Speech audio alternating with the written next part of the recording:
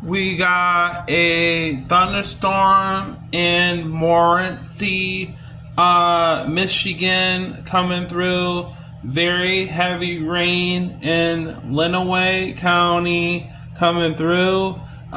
This is moving northeast, just southwest of the county, and it's continuing to move pretty slow paced coming through.